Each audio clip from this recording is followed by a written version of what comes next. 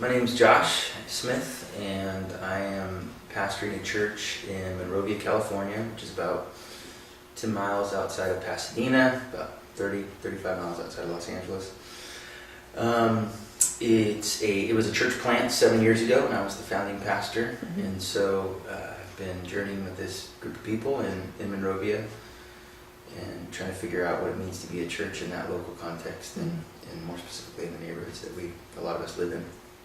So that's what I'm doing so far. So you've been part of this missional conversation, if you like. You've been quite connected with Alan and Mark through the DMIN program here at Fuller. You've been practicing sort of on the ground, if you like, in this church plant, some of the practices of missional life. So what have been some of the what are some of the learnings you've been doing over the last 7 years around church planting and connecting with neighbors and understanding sort of this missional conversation? I think, looking back on our church, one of the just real gifts from God was that the vision and the founding narrative of our church actually came from our neighborhood. And so as I've been with Mark and Al, I've been able to realize and recognize just how important that was. I was serving as a youth pastor in about 12 miles away from home, and my wife and I had moved into Monrovia. And, there kind of been growing this holy angst of why am I driving out of my community to serve when there's tons of stuff going on right here.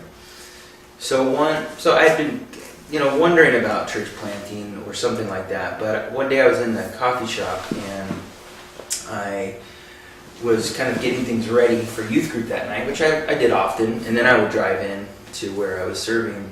But that day I just kind of was sensing I need to go in a different direction, which is not normal for me. But then I wanted to talk to the kids about Micah 6:8, which says, "What does the Lord require of you but to do justice and love kindness and walk humbly with God?" So I got up to get a refill. And as I was standing in line, there was a man who I'd seen in the coffee shop before, but I hadn't spoken with him. And he's a big, kind of walrus-looking guy in his late 70s.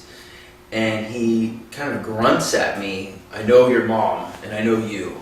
And I was kind of taken back by it, because I'd seen him, but we'd never talked. And so I began to ask him about how he knew my mom and knew me. And one thing led to another, and I ended up asking him, because he knew my mom through a church experience. I asked him if he went to church, and he said to me, "Church is the most wasted hour of anyone's week." And, I've heard that before, and I knew I was in for a great conversation at that point. So we began to talk, and he began to tell me all the problems, and most of which all of us would agree with. But at the end of the conversation, he said, I was wrapping up, and he said, "Hey, before you go, would you like to know what kind of church I would go to?" And I was like, "Of course I would like to know what kind of church you would go to." And he looked right at me and he said, "Have you ever read the passage Micah 6:8? And so it was this kind of moment of clarity and almost like a calling forth from the neighborhood. I think in Romans, where it says the creation waits with eager expectation for the children of God to be revealed. And I just felt that in his call. And so as I began to rally, we decided to do it. As we began to talk to leaders, form a launch team, discern vision, that really became our crystallized vision. And what that's done for us in terms of being a founding narrative, and it's helped us in so many ways, and I can tell you stories for days about it, but it's this idea of vocation. So often we think of vocation kind of coming from within, but really vocation is this call from the outside to something. And so we've got, as our founding narrative, this sense of vocation and calling out, and we just continually are able to go back to that. So I don't know if that answers your question, but in the sense of learning, like just recognizing that the Spirit is calling from the local and from the context, and that's all in the missional conversation, obviously. But our founding narrative embodies that, and that's been a real gift.